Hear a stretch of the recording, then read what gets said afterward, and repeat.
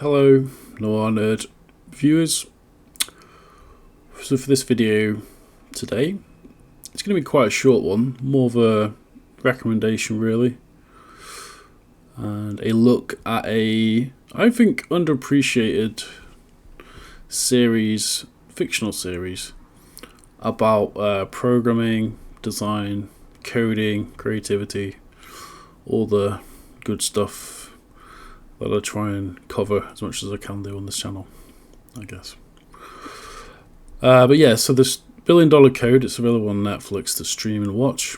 I will be showing a few clips later to put into context in a fair use way to just, back up a few little bits of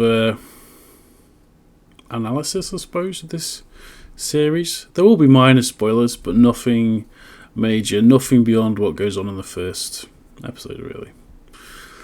So one of the reasons I love this series, it is based on a true story. It concerns a German artist and a German programmer, and then a team of also other creatives and designers and technologists who set up a company, and they eventually innovate a method to basically create a prototype or early version of Google Maps where you can, or Google Earth where you can, Google Earth more so, where you can actually fly down to any part of the planet with a scanned version of the terrain and visit that part of the world, which of course when it first emerged was a revolutionary technology, right? Like truly mind expanding and really changed a lot. I mean, in terms of what, because people forget it's not just like that you could fly down to a terrain anywhere on Earth on a computer, which is interesting, but it had profound effects also on like GPS and navigation systems, which we take for granted now. Well, that technology in this form it's been around, it's only been around for 15 or 20 years. We take it for granted now, like with a lot of technology, but yeah. Anyway, so the film basically explores how Google, is claimed in the film, stole that technology from this smaller technical startup. But I wanted to just focus a little bit of my talking about this series, which I recommend you just watch. Basically, it's only 3 or 4 episodes, and it's really worth watching. But I'm going to try and focus on the two characters, Karsten and Yuri Muller. So Karsten he comes from more of a fine art background, and he's trying to, at the start of the series, he's doing his study still of fine art, but he's trying to integrate technology into a fine art establishment or academy, I suppose, that are not interested at all. So he's trying to do, like VR type art experiences, but he's getting heavily criticized. He's not necessarily the greatest programmer in the world, though he obviously has some ability there, because he some of his prototypes are shown, but that isn't his natural talent, really. Though he is a very talented. It comes, as the series progresses, he's quite a shrewd businessman of sorts, and a very good leader, actually. So he has the qualities. In some ways, actually, I'd say the $1 Billion Code is like the whole thing of Steve Jobs and Steve Wozniak. Wozniak, what am I about? Steve Wozniak. So, that cliche of that is like you've got the very introverted, genius level programmer and engineer, and then the very talented sort of marketing guy, business guy, who can also do design and, consider that in UX. But the difference is, both of the guys portrayed in the $1 Billion Code, neither of them are assholes. Like Steve Jobs in most film versions, in one way or the other, comes off as a complete ass. Whereas Yuri Muller and Kresten, is it Kresten? It's a weird German name, so forgive me if I got it wrong, but they actually come off as like really excited. They have so much enthusiasm about what they're doing that it's quite infectious to watch. I really like the way it's edited as well. Just very subtle, but also And yeah, in a lot of ways, also, it's, Carsten and Yuri Muller, it's that perfect counterpoint to each other, that they feed off each other in a good way. The entrepreneur and the sort of, if you want to put it into Myers-Briggs terms, it'd be like an ENTJ, highly developed ENTJ with Carsten, and then probably an INTJ or INTP, though I would think more INTP with Yuri Muller, because he's somewhat too much socially awkward, which is common between INTJs and INTPs. But, well, I don't know, actually. It's a bit borderline. He does suffer a lot of really bad social anxiety, which I'm going to talk about next, actually. But obviously INTJs can also suffer that. So I wouldn't be sure if it's a P or a J, but definitely an introverted, intuitive thinking type, without a doubt. Which is explored a lot in the series. One of the reasons actually as well, so strangely enough, one of the reasons I enjoy this series so much is because it has such a great, and actually I can't think of another series that's portrayed burnout in the technology anyway, or programming, so vividly and accurately as well.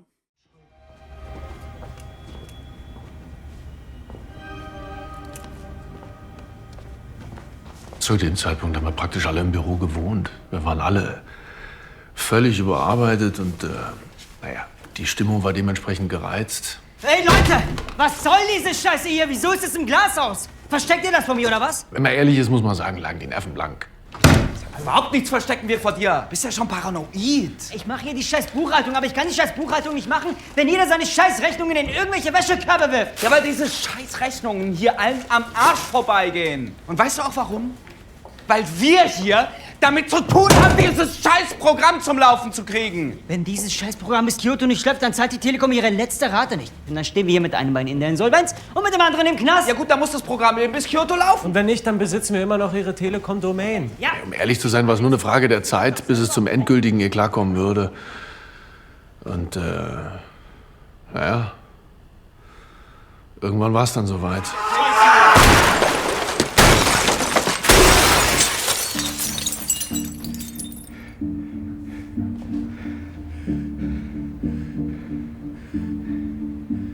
Haben Sie selber in diesem...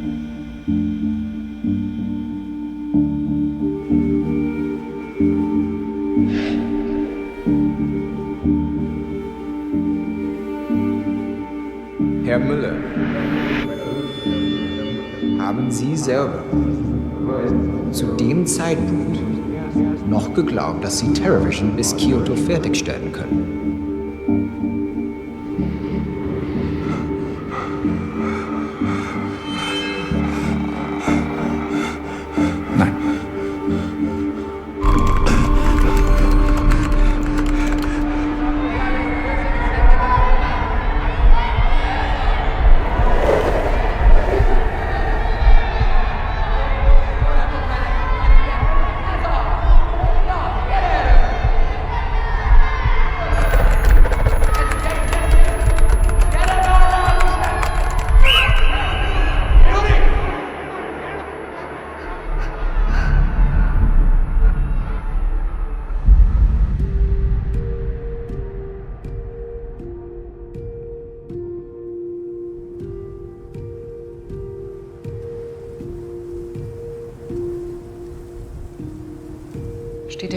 The way that it portrays Yuri Muller's sort of burnout as they progress towards the end of a very important demo is so moving, and I find it really not difficult to watch, but I know exactly what that's like. Like, I've worked on some projects like quite big deal projects where it's like a conference, or you've got such a strict deadline. There's no, or working to demos and having to crunch. And it's a very, very difficult thing that occurs within the tech industry. And it's almost like become an expectation. And I understand why it exists. We are paid very well after all, generally, as engineers and that. So it's not like we're not rewarded for it, but sometimes it can feel like you're taking on all the risk. And I think, the way it's portrayed is amazing, because Yuri literally has the entire delivery of the project is on his shoulders. And again, we're talking about something that isn't... It's not a known quantity, right? He does eventually... he has this sort of panic attack. It transpires he does actually have a really quite a serious anxiety disorder he's been neglecting to treat for a while. He has a sort of breakthrough moment of sorts with Karsten, and they have a nice little, bonding moment, and then again, like Yuri has a sort of eureka moment, right? That doesn't always happen though, unfortunately. So sometimes burnout happens, and it lasts to recover from it takes a few months of, sometimes even inactivity in the worst case. I mean, I've not really suffered from it myself for a long time. I have a very structured work because I'm a teacher, and I do my own stuff outside of work sometimes, but I've learned well enough to keep that, most of the time fairly balanced. Occasionally I'll do like a week-long jam and, really cram stuff in, but I keep that to quite a minimum nowadays, to be honest. So I'm probably going to leave it there because I just really wanted to recommend this series, play a few clips, and get more people to watch it, because I do think it's one of the most grounded and interesting shows about coding that's ever been made that I just feel like not many people watched, even though it's amazing.